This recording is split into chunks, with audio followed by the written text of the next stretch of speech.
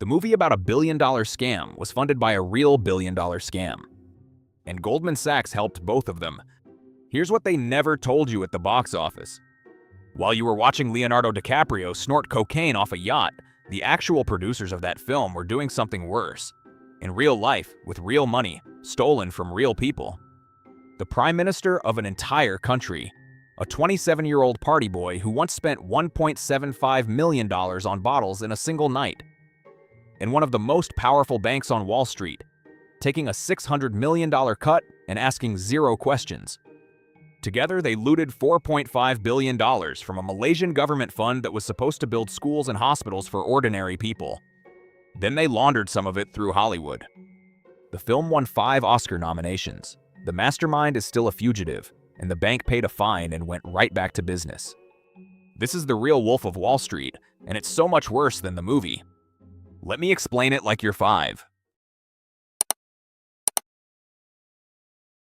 In 2009, a man named Najib Razak became the Prime Minister of Malaysia. He was also the finance minister.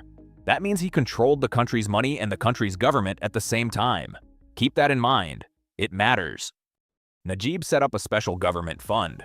He called it 1MDB. The whole point of 1MDB was simple and good. Take money, invest it wisely, and use the profits to make Malaysia richer. Build power plants, create jobs, help the people. That's the version they sold to the public. Here's what actually happened. 1MDB became a giant piggy bank for a small group of people to smash open and steal from. The US Department of Justice later called it the largest case of government theft they had ever investigated. Their estimate of how much was stolen: more than $4.5 billion. Not million, billion. And the man pulling the strings wasn't even a politician. He was a 27-year-old party boy. His name is Jho Low. Jho Low was a young Malaysian financier with no official title and no government job, but he was friends with the right people, including the Prime Minister's family.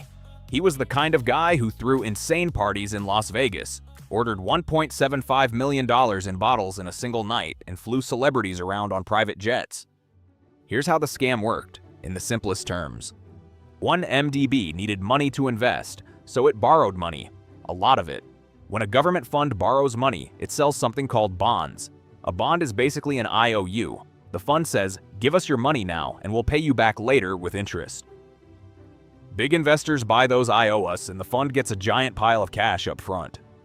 So 1MDB sold bonds and raised billions of dollars. But before that money could ever be invested in Malaysia, it got rerouted.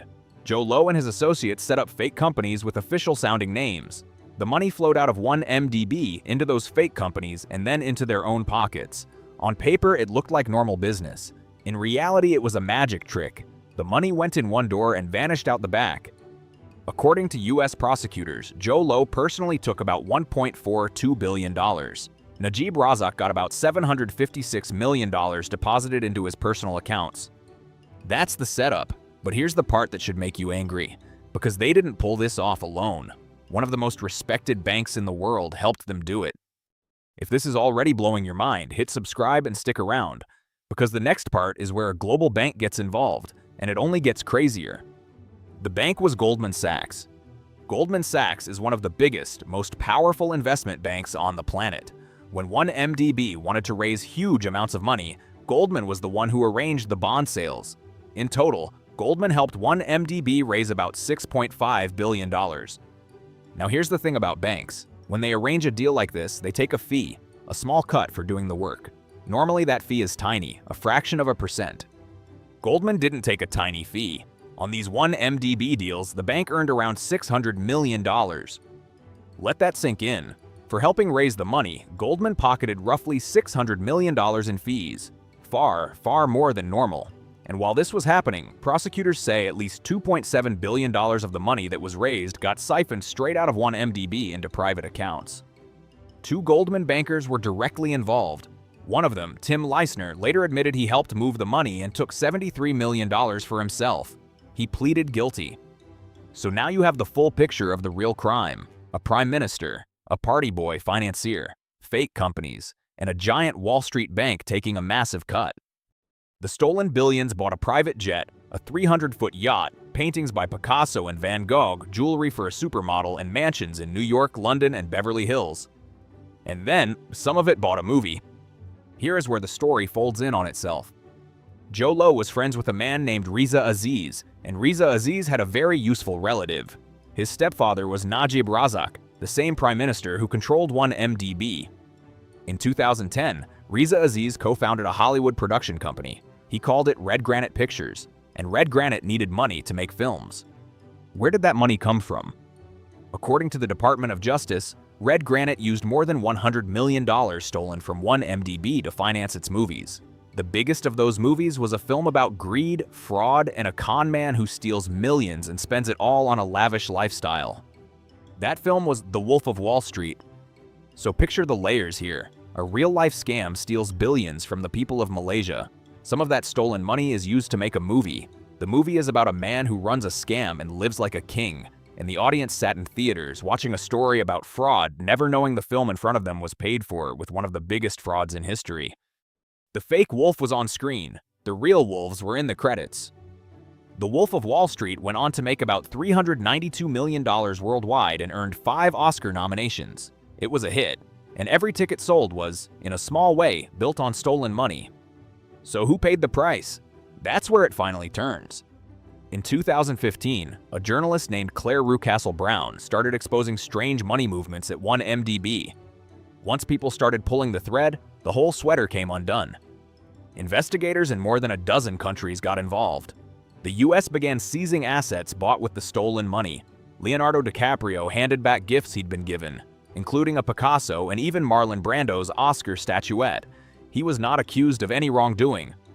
In 2018, Red Granite Pictures agreed to pay the US government $60 million to settle claims that it made the film with stolen money. The company did not admit wrongdoing. In 2020, Goldman Sachs agreed to pay a $2.9 billion fine to US authorities for its role in the scandal, one of the largest penalties of its kind ever. And Najib Razak? In 2020, he was convicted of corruption, abuse of power, and money laundering. He became the first Malaysian leader ever sent to prison, beginning his sentence in 2022. In December 2025, he was convicted again, this time in an even bigger trial directly tied to 1MDB, and sentenced to a further 15 years. But the mastermind got away. Joe Low, the man who allegedly took $1.42 billion, has never been arrested. He remains a fugitive to this day. Malaysia says he's hiding in China. China denies it. Nobody can prove where he is. He denies all wrongdoing. So here's where you sit with the whole thing. A movie about a scammer who steals from ordinary people and faces almost no real consequences was funded by real scammers who stole from an entire country. And the man at the very center of it still hasn't spent a single day in jail. The film tried to warn you about people exactly like the ones who made it. And almost nobody noticed because the warning and the crime were the same object. The Wolf of Wall Street wasn't just a movie about fraud, was the fraud.